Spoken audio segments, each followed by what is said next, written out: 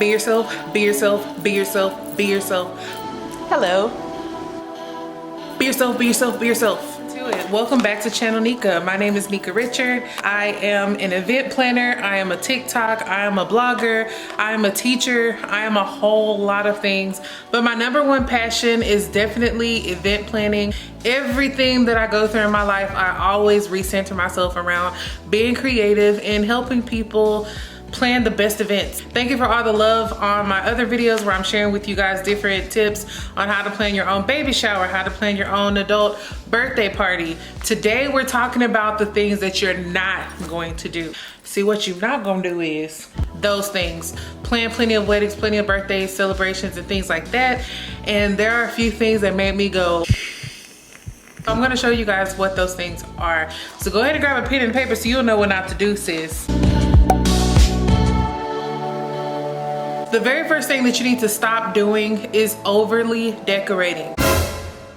Okay, I know that you are the DIY princess or king or whatever you want to call yourself, and you have all of these little projects up your sleeve, but you do not have to splay them all out at one party. Think minimal, think quality over quantity. I'm gonna post a few pictures to show you exactly what I'm talking about.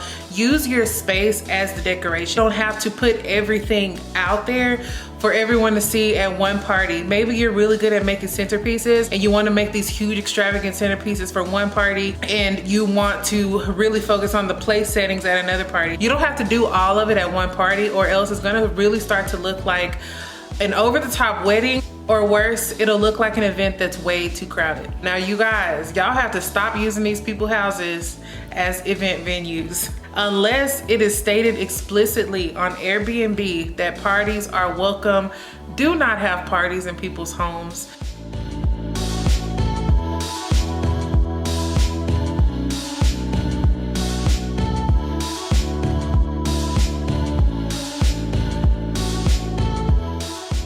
I've seen on a lot of Airbnbs where people are practically begging their customers to not have parties in their homes. These people are getting very strict. Some people are using noise monitors. They also have neighbors who are told, hey, call the police or call security if these people have a party in my home. Just imagine someone coming to your house and they throw a party. Like, you wouldn't do that with your own home. You wouldn't want people to do that in your own home. So don't do that unless you have their permission. They do tell you a lot of the times whether they will allow parties or not. Most mansions and large venues will allow parties. I mean, that's that's usually what they're for people who are planning to have a wedding or something like that. Definitely ask, but if it is explicitly stated on the Airbnb, don't even bother asking. I'm pretty sure they're tired of telling people no. And as a recommendation to that, you can always ask a relative, ask a family member. I ended up having my 29th birthday in my apartment. It was a really nice apartment. It was modern. And I was able to make it look really nice. Like, I moved the furniture out of the living room, except maybe one or two pieces. And I really decorated the space and the floor, and everything turned out really well. So you'll be surprised how much space you really have in your home, or maybe in a relative's place, maybe backyard, living room, something like that. Or you can also rent out a hotel room. Some hotels, you know, they don't really want it very loud in there also. But if you get maybe the large suite on the top floor of the hotel, or you even rent out a personal space, even if it's not that big, a lot of hotels are accommodating to those needs. Another thing you should stop doing is shopping all of your decor at Dollar Tree or Walmart. I would even throw Michael's in there. Try to mix and match, first of all, and this really kind of ties into doing way too much with the decorations. Think minimal, think what can be used. We know that we have to use glasses. You know that you want maybe a candle display. You know that you want florals. Think about those things without going way over the top with the DIY projects. I know that TikTok and Pinterest is like calling your name and you want to go all out and make all of your decorations.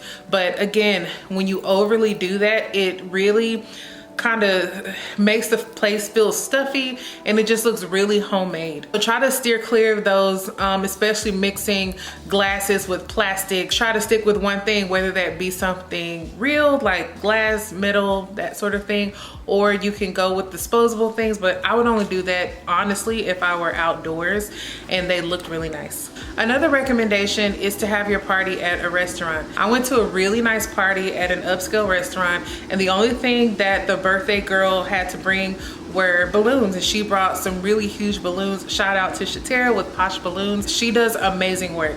So I went to this party and it looked really nice with just the balloons that she had. She had extremely long strings. The balloons were really big. I mean, I would say they were almost 20 to 27 inches across. Like, they were huge balloons, and they really set the mood. Like, you knew that you were going to a birthday party, but it wasn't extremely over the top. And she literally paid $0 to have her party at this restaurant. The only thing, of course, we had to pay for was our food, but everything else looked really nice. So really think about having it at a restaurant. The only thing that you'd have to be concerned with as far as having it at a restaurant is making sure that your party shows up on time.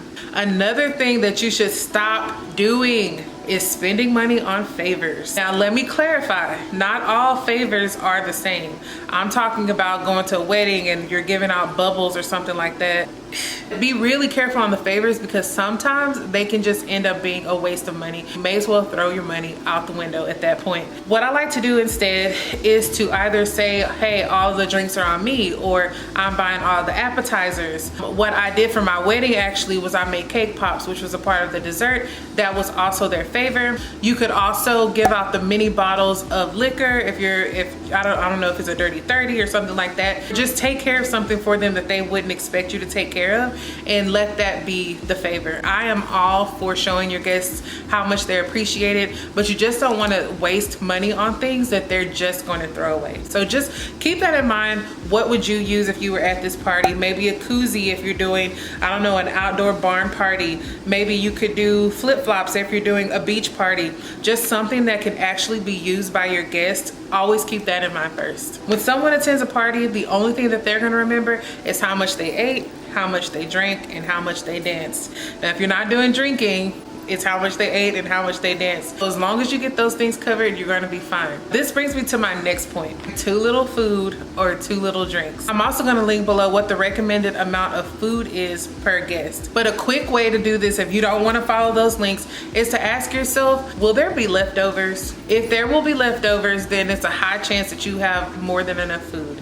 And lastly, don't forget to have fun, and don't forget to take pictures and videos. People love taking pictures and videos whenever they go to an event. People use it for content on their social media, whether that be Instagram, TikTok, Twitter, Facebook, whatever it is. A lot of people use the pictures that they take at parties for those things because they're already dressed up, they already look really good, and so they use it as an opportunity.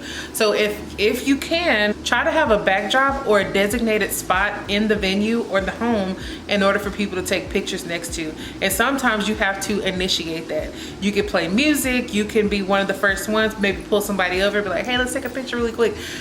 I promise you, whenever they look back at those pictures, they'll just be really good memories of the time that they had at your party. Next week on Channel Nika, I'll be going over how to plan for a destination wedding. If you or someone you know is planning to have a destination wedding, you do not want to miss that episode. I'm going into a lot of details, giving you guys plenty of tips, and I'm also going to answer some questions via a Q&A.